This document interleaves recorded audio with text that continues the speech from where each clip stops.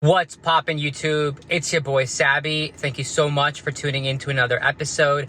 Welcome to my channel, Self Mastery. Today's topic is how your beliefs change your biology. Guys, this is the video you have been waiting for. This is an important topic, and guys, I'm going to be sharing exactly why your belief systems are very important. And I'm going to get into the science, and this science is actually epigenetics, researched by the legendary Dr. Bruce Lipton. I'll talk about him in a little bit, but guys, stay tuned until the very end of this video so you can learn the science behind the power of your beliefs and why your beliefs literally shape everything about you, your biology primarily, but also how further on that can impact your life. So let's get started, guys. First thing I want to say, like I just mentioned, all this information is by Dr. Bruce Lipton. He is a researcher, a scientist, and he is definitely what I consider a pioneer in the movement of epigenetics. Obviously, we all know about genetics, right? We all know that genes play a big role in how we physically look, our hair color, our eye color, our nose, the shape of our nose, our chin, our whole physical appearance is based on genes. And also science has told us, through the years that genes also dictate disease, hereditary disease, and genetic disease. And we've heard that heart disease can be passed down through genes, or cancer can be passed down through genes. And guys, I'm going to talk about all of that. So Dr. Bruce Lipton, this wonderful man, guys, check him out on YouTube. I'll post a couple of links in my description below, and then you guys can take a look. Dr. Bruce Lipton, right, what he has discovered through epigenetics. Epi means above. So epigenetics meaning above genetics, guys. What he has discovered is that only 5% of disease is actually genetic. The rest is all epigenetic. The disease, the pains, the aches, all of the stuff, guys, in our body is not genetic at all. So, there is actually what you would call volition in how our body can be healed. In the sense that there's no predetermined, fate that we have to go through, just because our father had heart disease, or just because our mother, had diabetes, that we're going to have the same. Guys, no, it's not like that anymore. And so let's get into the science, right? First, I want to say Dr. Bruce Lipton, he has mentioned this, that every single day, as you guys already know, we are losing hundreds of billions of cells every single day, right? Every single moment we're losing cells, but also we are generating new cells as well every single day, obviously, because our body is alive. Our body is functioning, and for it to continue living, right, we need to keep regenerating new cells, because that's how we're going to prolong our lifespan. That's really the only way. So how do we do that? Well, something called stem cells in our body. These stem cells in our body, right, we have a plethora of these stem cells, and whenever the body requires cells for this organ or that organ, or for here in the bone marrow, or maybe it needs some new immune cells, the stem cells are ready to respond, right, because they don't have a designation. Stem cells are undesignated cells, meaning that they have no specific function unless, right, the body commands those cells into a specific role. And so as you guys will listen on, you will discover that Dr. Bruce Lipton in the 70s conducted an experiment. And in this experiment, right, he placed these stem cells in different petri dishes with different culture. Culture is pretty much just food for, the cell or the organism that is being placed in the petri dish. Every single petri dish he had, right, he had a different culture. Maybe one was blood, right? Another culture, was bone, or another one was maybe immune, something like that, right? But he placed the stem cells in there, and he noticed that the stem cells, what was happening was they were actually responding to their environment more so than their genes. right? And that's the beauty of cells, guys, is that he noticed that when he put the stem cells in the bone petri dish, right, they grew to be bone cells, right? When he placed the cells in the blood culture, right, they grew to be blood cells. And so, guys, what he discovered was that these stem cells, even though they contain our DNA, even though they contain our, our genetic code, regardless of all of that, the cells didn't follow the genetic code, they followed the environment instead. So this is where things get really interesting, because now, if you think about it, our entire body is a culture. Our entire body is a petri dish, if you really think about it, right? And what is the culture in our body? It's our blood. Our blood is the culture of the entire body. The entire skin, you can think of it as a covering, right? It's like a covering of a petri dish. That's really what it is. So all the cells inside our body, right, they respond to the chemistry of the blood. And that's what epigenetic proves, is that, the cells are not being affected so much by the genes as much as they are by the environment, right? And so the blood, what controls the blood? What controls the chemistry of the blood, guys? You have to think about this. You have to think about what controls the chemistry of the blood, and that is the brain. Now, one thing I want to say about the brain that many people don't realize is many people think the brain is just up here, guys, but the brain is not only just up here. We have an entire nervous system, and the entire nervous system spreads all throughout your body, guys, all the way down to your toe. So if you feel a prick in your toe, it's the nerves that pick up those signals and shoot it up to your brain within milliseconds, that you probably even faster than that, nanoseconds, right, that you guys are able to feel those sensations. So our brain is the commander in chief. It is the chemist that controls the chemistry of the blood. So let's talk about it, right? Let me give you an example. When you are in a frightening situation, right? Maybe you're in a situation where there's a tiger right in front of you. You're going to notice something that's going to happen within your body, right? You're going to notice that your cortisol, another, neurochemical, right, goes up. The adrenaline within your system goes up, right? You're going to feel yourself sweating. You're going to feel yourself breathing shallow, short breaths. You're ready to fight or you're ready to run away. It's one or the other, guys, because that's how your body is reacting to the situation in front of you, to whatever your brain is perceiving at that moment, right? That's what the brain is those are the chemicals the brain is going to release within your blood, and then your body is going to respond accordingly. On the other hand, guys, let's think about a scenario where, you are in front of someone that you love, or someone, that you've had a long relationship with, your wife, right, your significant other, your husband, whoever, right? You're going to realize that you're going to have a different set of chemicals that are released in the bloodstream, and these chemicals are serotonin, right, dopamine.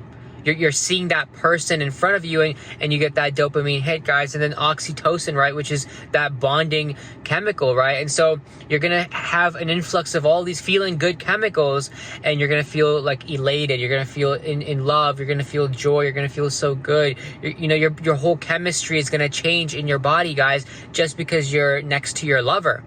And so this is where the beauty of our belief systems come in, guys, because now hopefully I've painted a really nice picture for you all how our cells are responding to our environment, right, rather so than the genes. And so now what you're going to discover is that our belief systems are pretty much the same thing as I just mentioned as these scenarios. Why? Let's talk about it. So think about a thought.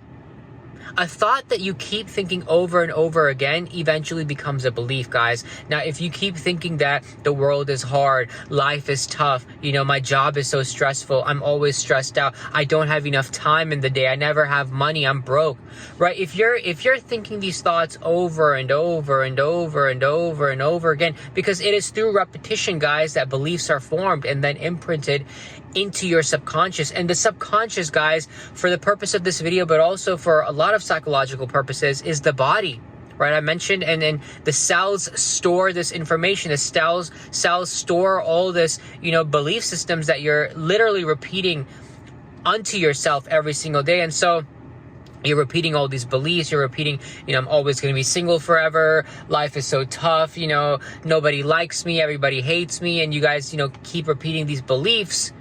Guess what's going to happen, right? slowly over time, your brain is perceiving all of this, because whatever you can imagine in your mind, right? Whatever you can feel in your mind, it doesn't even have to appear on the screen of reality. Your brain will produce the same chemicals regardless. So let me give you an example of how the brain and the power of imaging really affects you guys. Because if you close your eyes right now and you picture yourself biting into a lemon, right? You can already taste, and feel the sourness, the tanginess, the bitterness of that lemon. And so your saliva, right? Your salivary glands are going to start producing saliva, and already you can feel the changes taking place in your body only through imagination, without you actually having to bite into a lemon.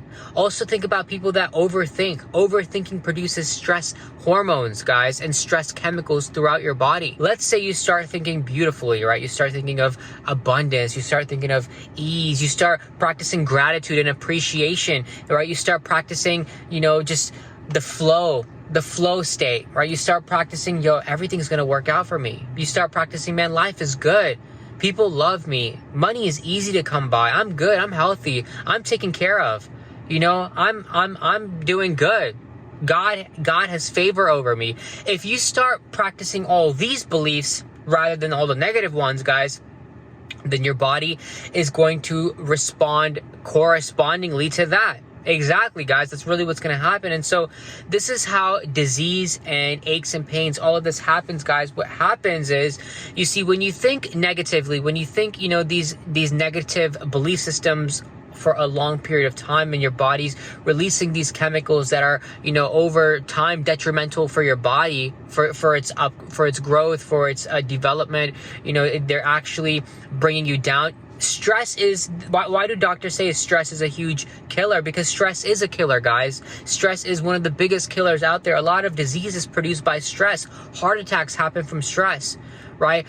Everything pretty much happens from your body being imbalanced chemically and hormonally, because you're always in that state of doom and gloom, guys. That's really what it is. And so what you're going to have to realize is that every disease, 95% of disease, is epigenetic, meaning it's all within the environment, meaning your cells are influenced by the environment. And the environment is literally dictated by your belief systems that your brain, is, your conscious brain at least, is in charge of. Then obviously the power is given over to the subconscious through imprinting and, just repetition of all of this, guys.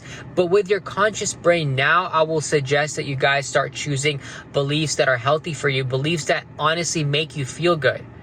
You have the ability to feel good no matter what, guys. All you have to do is just be easy about things, right? Start trusting the flow of life. Start trusting that things are working out. Start looking at yourself, right? Start looking at some belief patterns you've developed over the years, because the thing is, we are programmable like no other, guys. The Jesuits have said over 500 years ago, give me a child until the age of 7 and I will show you the man. Basically letting you know that the child can be programmed with anything up until the age of 7, right? Obviously, some of us don't have the best programming, guys. We didn't come from the best environments. We didn't come up, from the best neighborhoods, the best family units, or, we come from broken families, or we come from, cultures that are just, very strict, religion that was very oppressive. We come from many different backgrounds, guys. And now the thing is, our belief systems are a reflection of that. And so what we have to do now over time is slowly change our belief systems. We're going to have to look at some of the beliefs we hold and realize, there's no need to focus on these things anymore. There's no need to, still believe these things anymore, because now I choose to believe what I want to believe. My body is going to respond to what I choose to believe. My body is going to respond to these new beliefs. Right? Start feeling the things that you want to feel, guys. Start believing the things you want to believe. Start treating your body better, because you can. You definitely can. And so over time, you're going to realize that a lot of people's, aches and pains and misalignment in their body, in their posture, people have rigid, tight muscles, tight necks, their face is so tight. All this tightness is pretty much emotional trauma that is caused over time, right, by the beliefs, but also through the body responding to those beliefs. And that's the main thing that I'm trying to talk about here, is that our body is literally a mirror of, what we've been thinking, what we've been believing about ourselves. If you have some sort of disease going on as well, guys, it's pretty much just a reflection of what your brain has been putting out chemically in your body because of what you've been choosing to, surround yourself with, what you've been choosing to give your attention to, what you've been choosing to believe within yourself. And so now you know that you have the power, guys, to start programming yourself any way you want to program. It's so simple. It's like literally installing new software in your brain. And the best way to do that is start affirming new things, start repeating new beliefs unto yourself every single day. Whenever you have the chance, guys, start telling yourself, this is what I want to believe now. Also, slowly over time, through experience and through practice, old patterns of thinking are going to come up, and you're going to be able to see that, hey, this pattern of thinking is no longer serving me. A pattern of thinking that I have that, I've been slowly looking at and realizing I'm very self-critical. I'm very hard on myself. Sometimes I do really good work, but then, part of me feels like I could have done better, but that's a belief system that's not serving me. And over time, it does stress me out. And so I've realized I need to let this go. I need to be more gentle, more caring, kinder with myself, guys. And same thing you have to practice as well within yourself, is changing those belief systems. And then in turn, you will change the environment of your cells and overall your body and the health of your body. You see, we can live long lives. We can live really good lives, but it's all up to, what we're choosing to pay attention to and how we're feeling throughout every moment and throughout every day. So this is the message for today, that your belief systems can literally change your entire biology, guys. Your cells are listening to your beliefs. You have to get this through to your head, guys, that your cells are always listening. They're picking up, the environment that you are in. And most of the environment, like I mentioned, is created by your brain. That is the message for today. Please give this video a thumbs up if you found value in this. Share this video with anybody, your mom, your dad, your sister, whoever you feel like could use this information. Please subscribe to my channel, guys. I'm growing a big following, and I would love for you guys to get along on this journey with me. We're here to become masters of ourselves. We're here to live and lead the best life that we can as possible, guys, the best we can do. But thank you so much for tuning once again, and I will see you in the next episode. Peace.